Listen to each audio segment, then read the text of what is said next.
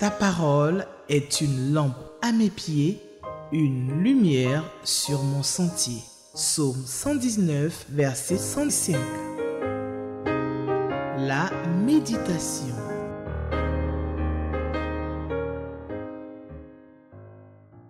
Téléspectateurs d'Espérance TV, je me réjouis de vous retrouver pour méditer la parole de Dieu et le texte que nous propose le lecteur de la Bible pour la méditation du mercredi 16 avril 2025, c'est celui de l'Évangile selon Matthieu, le chapitre 27, versets 11 à 26. Matthieu chapitre 27, versets 11 à 26. Nous prions Dieu pour qu'il nous donne la compréhension de sa parole. Prions. Seigneur, merci pour ton amour et pour ta bonté. Merci parce que tu nous aimes. Et c'est parce que tu nous aimes que tu nous parles chaque jour. Merci pour les paroles que tu nous donnes en ce jour. Nous prions que ces paroles qui sont esprit et vie puissent produire la vie en nous. Merci de ce que tu y veilles toi-même. Au nom de Jésus-Christ. Amen. Matthieu chapitre 27, versets 11 à 26, c'est le texte de la méditation du mercredi 16 avril 2025. Nous faisons la lecture du texte. Jésus comparut devant le gouverneur qui l'interrogea. « Es-tu le roi des Juifs ?» lui demanda-t-il. « Tu le dis toi-même, répondit Jésus. Mais ensuite, quand les chefs des prêtres et les responsables du peuple vinrent l'accuser, il ne dit rien. Alors Pilate lui dit, « Tu n'entends pas tout ce qu'ils disent contre toi ?» Mais quant au grand étonnement du gouverneur, Jésus ne répondit pas, même sur un seul point. À chaque fête de Pâques, le gouverneur avait l'habitude de relâcher un prisonnier, celui que la foule désignait. Or, verset 16, à ce moment-là, il y avait sous les verrous un prisonnier célèbre nommé Barabbas. En voyant la foule rassemblée, Pilate lui demanda donc, « Lequel de ces deux hommes voulez-vous que je vous relâche? Barabbas ou Jésus qu'on appelle le Christ ?» En effet, il s'était bien rendu compte que c'était par jalousie qu'on lui avait livré Jésus. Pendant qu'il siégeait au tribunal, sa femme lui fit parvenir un message disant, « Ne te mêle pas de l'affaire de ce juste, dans l'affaire de ce juste. Car cette nuit, j'ai été fort tourmenté par des rêves à cause de lui. » Verset 20. Cependant, les chefs des prêtres et les responsables du peuple persuadèrent la foule de réclamer la libération de Barabbas et l'exécution de Jésus. Le gouverneur prit la parole et redemanda à la foule, « Lequel des deux voulez-vous que je vous relâche? » « Barabbas » crièrent-ils. Mais alors insista Pilate, « Que dois-je faire de Jésus qu'on appelle le Messie? » Et tous répondirent, « Crucifie-le !» Mais enfin, reprit Pilate, qu'a-t-il fait de mal? Eux cependant criaient de plus en plus, « Crucifie-le !» Quand Pilate vit qu'il n'aboutissait à rien, et qu'au contraire l'agitation de la foule augmentait, il prit de l'eau et devant la foule se lava les mains en disant, « Je ne suis pas responsable de la mort de cet homme, cela vous regarde. » Et le peuple répondit, « que la responsabilité de sa mort retombe sur nous et sur nos enfants. Verset 26. Alors Pilate leur relâcha Barabbas. Quant à Jésus, après l'avoir fait battre à coups de fouet, il le livra pour qu'on le crucifie. Amen. Matthieu chapitre 27, versets 11 à 26, c'est le texte de la méditation du mercredi 16 avril 2025. Jésus a été arrêté, un procès s'est ouvert par rapport à lui et les textes précédents nous ont bien montré que c'était une parodie de procès. Rappelons-nous que les chefs des prêtres, les responsables du peuple, d'un commun accord, avaient décidé de s'emparer de Jésus par ruse,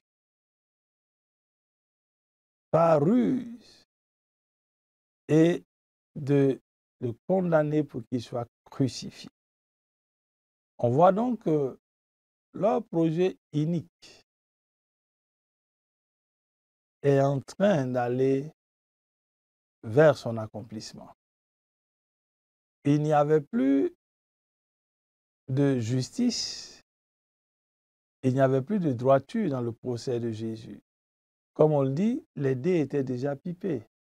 On connaissait le verdict en avance. Jésus donc a été condamné par les chefs du peuple et les responsables. Et cette comparution dont fait état l'évangéliste Matthieu dans les textes, dans les versets que nous avons lus, elle met en scène plusieurs acteurs avec différents types de réactions. Le gouverneur, Pilate. Es-tu le roi des Juifs, lui demande Pilate. Et Jésus dit, tu le dis toi-même. Les chefs des prêtres montent au créneau et Pilate ne voit pas ce que cet homme a fait. Jésus ne dit rien devant les accusations des chefs des prêtres et des responsables du peuple. Alors entre en scène la foule. Si nous regardons bien les Écritures, nous les sondons, nous découvrirons que ces étapes que nous rapportent les évangélistes avaient déjà été annoncées par les prophètes. Le prophète Ésaïe donnait beaucoup plus de détails sur l'arrestation, la condamnation, la crucifixion de Jésus. Ésaïe 53 nous rappelle, entre autres, semblable à un agneau qu'on mène à la boucherie, il n'a point ouvert la bouche. Il n'a point ouvert la bouche. Jésus ne dit donc rien. À chaque fête de Pâques, il y a une habitude qui s'est instaurée. Un prisonnier était libéré. Et ce prisonnier, quel que soit le motif de son accusation, était libéré. Et à cette dernière fête de Pâques à laquelle Jésus prend part, la question est encore posée à la foule. Lequel des deux hommes voulez-vous que je relâche, dit Pilate, le gouverneur, Barabbas ou Jésus qu'on appelle le Christ? Barabbas était un prisonnier qualifié de célèbre qui avait été au devant d'émeutes, de troubles. Mais on voit bien que dans cette situation, cet homme qui a été reconnu coupable, qui était sous les verrous passe pour être la personne choisie pour être libérée au détriment de Jésus qui n'a rien fait et dont les motifs d'accusation étaient des motifs fallacieux montés de toutes pièces.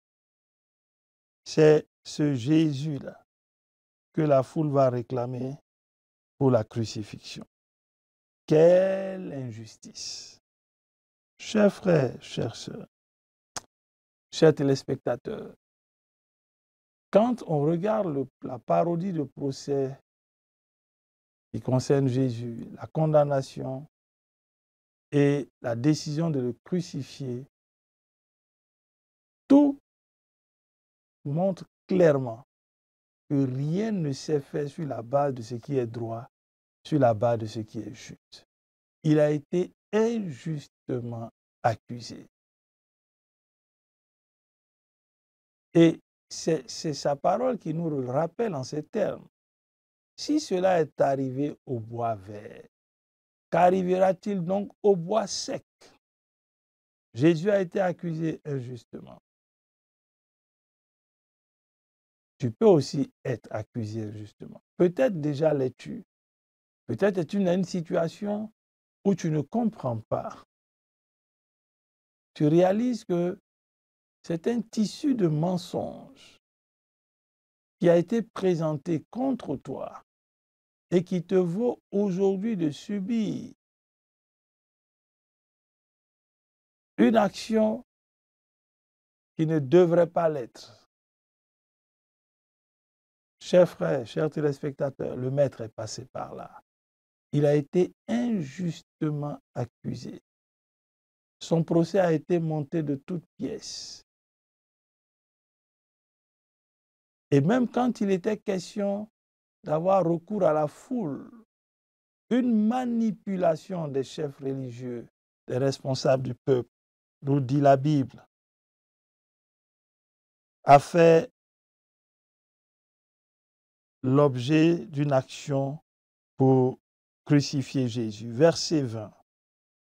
Cependant, les chefs des prêtres, les responsables du peuple, persuadèrent la foule de réclamer la libération de Barabbas et l'exécution de Jésus. L'être humain est imprévisible. Avoir confiance en l'homme, et la Bible le dit clairement, malheur à celui qui met sa confiance en l'homme. Parce que le cœur de l'homme est tortueux par-dessus tout. Comment peut-on persuader la foule de libérer un prisonnier dont la sentence est avérée, dont la culpabilité, devrais-je dire, est avérée? Libérer un tel homme au détriment de celui qui n'a rien fait. Jésus dérangeait énormément les chefs des prêtres et les responsables du peuple. L'attention des foules s'est tournée vers Jésus plutôt que de rester focalisé vers eux. Ils étaient dérangés par la présence de Jésus. Pour eux, l'occasion était belle pour en finir avec lui. Mais ils ne savaient pas. Ils participaient ainsi à la matérialisation, à la réalisation du plan de Dieu. Dieu l'avait annoncé et eux, ils se sont prêtés pour être ses instruments. Heureusement que parmi eux, ces acteurs, deux reconnaissent que cet homme n'a rien fait. Pilate, en premier, parce que il le dit au verset 25, il ne sait pas quelle décision prendre. Et ça, ce n'est pas responsable. Mais il reconnaît qu'il n'y a pas de faute en cet homme. Au verset 23, mais enfin, reprit Pilate, qu'a-t-il fait de mal? Les éléments qui sont donc énoncés pour sa crucifixion ne pèsent pas dans la balance. Au point où il dira, je ne suis pas responsable de la mort de cet homme. verset 24. Et la deuxième personne, c'est sa femme. Alors que le procès se déroule, la Bible nous dit, au verset 19, que la femme de Pilate lui a fait parvenir un message. Et voici le contenu du message. Ne te mêle pas de l'affaire de ce juste, car cette nuit, j'ai été fort tourmenté par des rêves à cause de lui. Elle reconnaît qu'il est juste. Chers frères, chères sœurs, chers téléspectateurs, es-tu de ceux qui reconnaissent ce qui est juste, qui reconnaissent les justes, qui reconnaissent même leurs torts, qui savent reconnaître ce qui est conforme à la parole de Dieu? Cette femme a reconnu que Jésus était juste. Elle donne par cette reconnaissance, elle nous donne de comprendre que Dieu est celui qui est capable, au milieu même des tourments, est celui qui est capable de nous garder et de maintenir notre statut. Pour autant que nous ayons le désir ardent d'honorer notre Dieu. Oui, chers frères, chers téléspectateurs, Jésus n'a rien fait. Et la foule, justement, va dans le sens des actes de persuasion des chefs des peuples et des responsables. Et la foule réclame la libération de Barabbas et la crucifixion de Jésus. On aurait pu dire, quel drame à ce stade de cette scène. Et là encore, ce qui se produit n'est pas étranger à notre Dieu. Il est au contrôle. Il contrôle l'histoire. Il contrôle les événements. Jésus a dit à ses disciples, souvenons-nous, qu'il serait arrêté, qu'il serait maltraité, qu'on le crucifierait, qu'il serait enseveli et que 3 jours après, il ressusciterait. Il l'a dit. Donc tous ceux qui se mettent en branle pour travailler dans ce sens n'ont même pas conscience que la scène s'est déjà déroulée. Jésus a déjà vu la scène. Elle se déroule maintenant sous leurs yeux. Chers frères, chères sœurs, soyons du bon côté. Reconnaissons ce qui vient de Dieu. Sortons des compromissions. Sortons des injustices, des abus. Sortons de la ruse et engageons-nous dans ce qui est droit, dans ce qui honore Dieu. Jésus le juste a été injustement accusé, battu de verge. Si tu décides de le suivre, si tu es engagé à le suivre, tu peux subir les mêmes injustices, les mêmes torts, les mêmes travers des hommes qui appellent bien ce qui est mal et mal ce qui est bien. Reste dans la posture de ce qui est bien, de ce qui est juste, de ce qui est droit. Le secours de l'Éternel ne te fera pas défaut. Qu'allons-nous retenir pour notre prière? Nous allons bénir encore notre Dieu de ce qu'il nous donne de comprendre qu'il contrôle les événements. Engageons-nous à faire ce qui est bien. Appelons le bien bien et le mal mal. Ne nous compromettons pas. Marchons dans ce qui est droit, dans ce qui est pur, dans ce qui est juste. Dieu ne nous abandonnera pas. Prions. Seigneur, merci pour ta parole, qui est la vérité. Merci de ce que tu nous donnes de comprendre encore une fois. Que nous pouvons être injustement accusés, nous pouvons subir le courroux des hommes. Mais toi, Dieu, tu n'es pas étranger, tu n'es pas surpris par tout cela. Tu sais les choses à l'avance. Et c'est toi qui contrôles l'histoire de l'humanité. Donc tu contrôles nos vies. Donne-nous de rester attachés à toi, inébranlables dans la foi, parce que Tu es le Dieu qui vient au secours de tes enfants. Merci de nous donner de rester attachés à ce qui est conforme à ta parole, ce qui est bien, conformément à ta parole. Engageons-nous à reconnaître et à appeler cela bien. Ce qui est mal, conformément à ta parole, engageons-nous à reconnaître et à appeler cela mal. Donne-nous de sortir de toutes les formes de compromission et de marcher avec foi en honorant ton nom. Merci Seigneur, au nom de Jésus. Amen. Merci chers téléspectateurs pour votre présence, votre écoute. Nous retrouverons très bientôt. Shalom. Ta parole est une lampe à mes pieds, une lumière sur mon sentier. Psaume 119, verset 105. La méditation.